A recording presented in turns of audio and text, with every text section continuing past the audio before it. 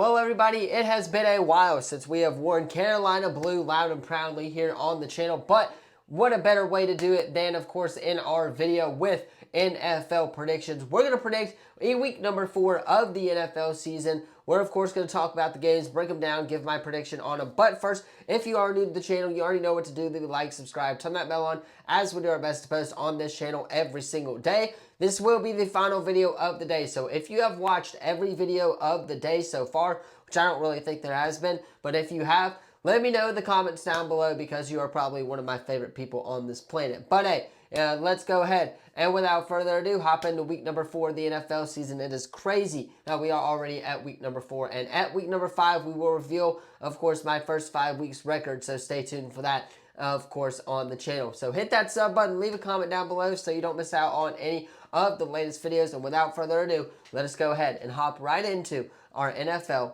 week number 4 predictions. All right, so kicking us off here on Thursday Night Football this week, we have a banger of a game. Seahawks at Cardinals, an NFC West matchup. That is going to be a very fun matchup. Obviously, Sam Darnold has been pretty balling out recently. The Seahawks, they're 2-1 on the year with that lone loss being to the 49ers. The Cardinals also 2-1 on the year with their lone loss being the 49ers. The difference is the Seahawks have actually played some good teams. The 49ers, on the other hand, they have not played anybody. They played the sorry Panthers in week 1, yes, or in week 2, yes, I know I said it right here on the channel, but we did not look good that first half. That second half, Bryce started to come alive, and we'll see what happens here in the next couple of weeks. But regardless, they played the sorry Panthers and the sorry Saints in week number 1, and they barely escaped the Saints in week number 2, which is why I'm going to go with the Seattle Seahawks to get the W. I think that they are the far out more better team. Kenneth Walker's been balling out recently, so has JSN. They both have been playing really good football with the loss of DK Metcalf this offseason. Give me the Seahawks as they will get the job done on the road in an NFC West matchup in that division. All right, moving on to Sunday here, our first 8:30 game, our first game, Ireland game of the year. The first international game is between the Vikings and the Steelers. This is going to be a fun matchup as well. Couple 2-1 teams. Aaron Rodgers always plays the Vikings really well. For whatever reason, he's been throwing some really good touchdown passes, 7 touchdowns, 3 interceptions so far to start the year. On the other hand, banged up J.J. McCarthy and the Vikings probably not going to play, which is why I'm going to go with the Pittsburgh Steelers in this matchup. I think the Aaron Rodgers to DK Metcalf connection is real. I think this will be Aaron Rodgers' probably final year here, and I think he closes it out with a win over the team who he has beaten one of the most times in his career in the Minnesota Vikings. So give me, of course, the Pittsburgh Steelers as they will get the win in Ireland to start out our Sunday morning. Moving on to the next game, we got the sorry Aints going into Buffalo. Guys, give me Buffalo. It should be plain and simple. However, I think the Saints are actually going to make this one a game just because of how the Bills offense performs at times throughout the week or throughout the season. Yes, I know that the Bills offense is really good. I know that Josh Allen is really good, but that Saints defense is a very underrated defense. And obviously holding the Cardinals is not the Buffalo Bills level, but hey, it is what it is. Got to take them moral victories where you can, right? I think it's going to be a close game, but I think the Bills are going to get the job done. I think the line at 15.5 is a little too much. I think it's going to be a 5 or 6 point game throughout the entirety of the matchup, but I'm going to go with Buffalo to get the job done at home in this matchup against the Saints on Sunday. Moving on to the next game, of course, is Washington going into Atlanta. Guys, it doesn't matter who the Falcons are playing at this point. They only have 1 win on the year. And it doesn't matter who the Commanders are going to play at quarterback, whether it be Marcus Mariota or Jaden Daniels. They are still going to beat this sorry-ass Falcons defense. Yes, you heard that correctly. The Falcons defense is not that good. We've seen it live against Bryce Young and the Carolina Panthers last week. I don't have any faith in them, which is why I'm going to go with the Commanders on the road in Atlanta to get the job done.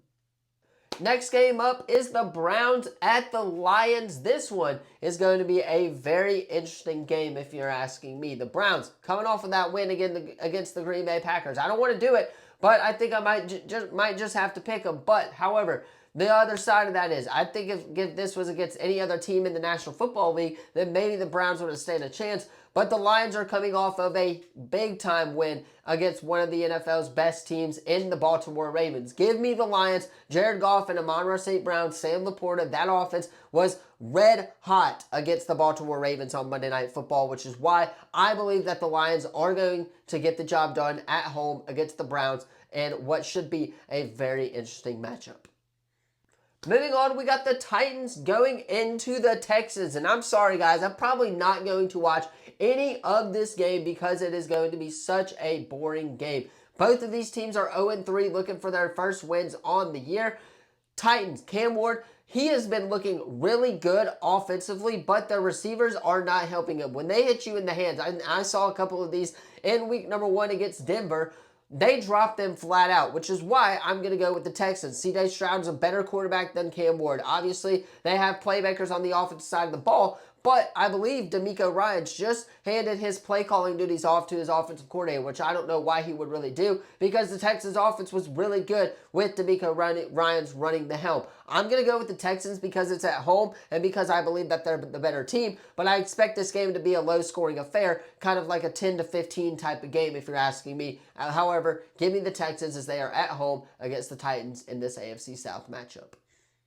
Moving on to our next matchup, we got the Chargers going into the Giants. Guys, give me the Chargers. Justin Herbert and company has been balling out recently, and the Giants defense is just not that good. We saw what they gave up against, of course, Kansas City there in the second half. I expect that to translate to this Giants squad, who is really good. They have playmakers on the entire offensive side of the ball with Amari Hampton, Ladd McConkey, obviously. Quentin Johnson has been balling out. Then you got rookies like Trey Harrison, Keandre Lambert-Smith. So, offensively, this Chargers team is one of the best that we have ever had, which is why I'm going to be going with the Chargers to get the win. And I was really excited to see that Jackson Dart is going to start for this Giants offense this week. However, when I saw that they're playing the Chargers, again, I knew that they were playing the Chargers, but when I saw that, I was like, oh no, they might actually get cooked by the Chargers. Give me the Chargers in this matchup, as this one is going to be a blowout on the road in New York.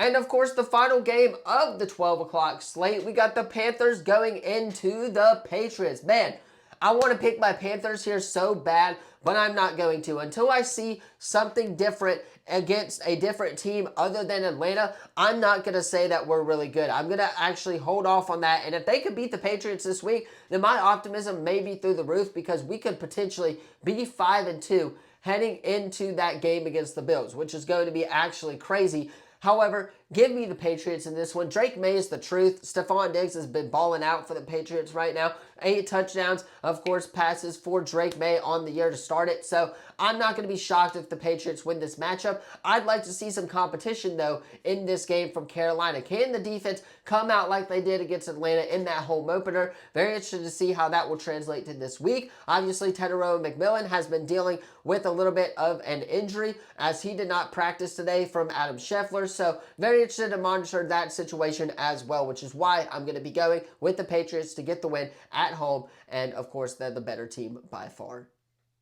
All right, moving on to the 3:05 game of the day. That is the Colts going into the Rams, and this is going to be a very interesting matchup to see if the Colts are actually as good as advertised, because this is going to be their first test against a really good defense who played Philly to the end of the game. So I'm very interested to watch this game and to see how Danny Dimes does perform. I'm going to take the Rams here in a very close matchup. It's going to be a 20-27 type of game, where Daniel Jones isn't going to obviously throw the ball very deep a lot, so we're going to have to monitor that situation. But I think the Rams get the job done behind the home crowd and behind their defense, who closes it out on Danny Dimes on Sunday.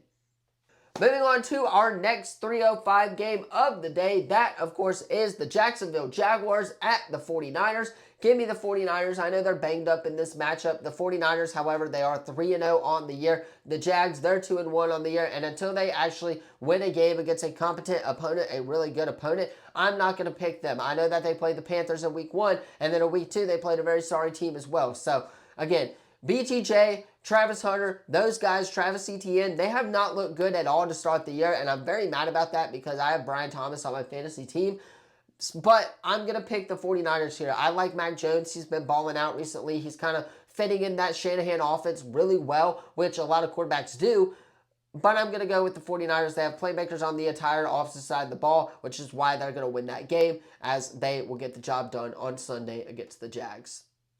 Moving on to a 3:25 game of the day, the Bears going into the Raiders. Give me the Bears in this one, guys. We've seen what the offense can do. They got the job done against Dallas. There's no shame in that for me from coming from a Dallas Cowboys fan. We sucked. We sucked that week. Raiders, Geno Smith, they have looked terrible, which is why I'm going to go with the Bears. They by far have the better offense, and their defense will be able to hang in there with the Las Vegas Raiders, which is why the Bears are going to get the job done on the road in Las Vegas. Moving on to our next matchup, our final 3:25 matchup of the day on Sunday, Ravens at the Chiefs. This is going to be a banger. Of course, both of these teams 1-2 to start the year. Both of these teams desperately needing the win, unless they tie, which would actually be a Chiefs thing to do on national television like that. But this is going to be a very important game because none of these teams want to start off 1-3 and, of course, go make the playoffs like that. So, in order to make the playoffs, you probably got to win this one. Give me the Ravens, though. They, by far, have the better offense. However, I'm not going to be shocked in any way if the NFL rigs this game in front of the Chiefs. But the Ravens, they should be able to get the job done. The Chiefs have been their kryptonite for a while, too, along with the Bills. But I believe in them, and I believe in Lamar Jackson as he will get the win on the road in Arrowhead. And then, of course, our Sunday night football matchup of the day, the Green Bay Packers going into Dallas. Man, this would be such a banger of a matchup if we had CeeDee Lamb, but our offense is actually going to be terrible this week. I expect George Pickens to get majority of the targets this week. I expect Jalen Tolbert to get some of the targets. I expect us to run the ball a lot with Javonte Williams. However, that Micah Parsons on the other side knows this Dallas Cowboys defense, which is why I'm going to go with the Green Bay Packers. I know they're coming off of a loss to the Cleveland Browns, so they're going to be absolutely pissed heading into this Dallas game, which is why I'm going to be going with them. Jordan Love, Matthew Golden, they have better playmakers on the offensive side of the ball, and they are by far the more complete team in this game, which is why I'm going to go with the Green Bay Packers to get the job done at home or on the road in Dallas. And then moving on to, of course, our Monday Night Football doubleheader. This may actually be one of the worst doubleheaders that we have had in a long time. The first game, the Jets at the Dolphins. I'm going to go with the Jets here. I have no faith in the Dolphins whatsoever. Tua has been playing really terrible. If he can, of course, step it up a little bit, I think they'd be able to get this win. But I'm going to go with Justin Fields. Of course, I'm going to go with, of course, that Jets offense is really good with Breece Hall, Garrett Wilson. Anybody you put at quarterback can probably get them the ball and allow them to make some plays. And the defense is really decent enough to hold this Miami team. This is just going to be a terrible Monday Night Football game, which is why I'm going to go with the Jets to get the win on the road in Miami. And then ending us off, we got the Bengals going into the Broncos, and this would be a very fun matchup if Joe Burrow was playing, but he's not. And it's Jake Browning at the helm for the Cincinnati Bengals at this Broncos team, which is why I'm going to go with the Denver Broncos to close us out on Monday Night Football. They by far have the better offense, especially with Bo Nix. They have their starting quarterback, which does help a lot in this National Football League. And I believe that they're going to get the win here at home against Cincinnati in the Monday Night Football matchup to close out week number 4.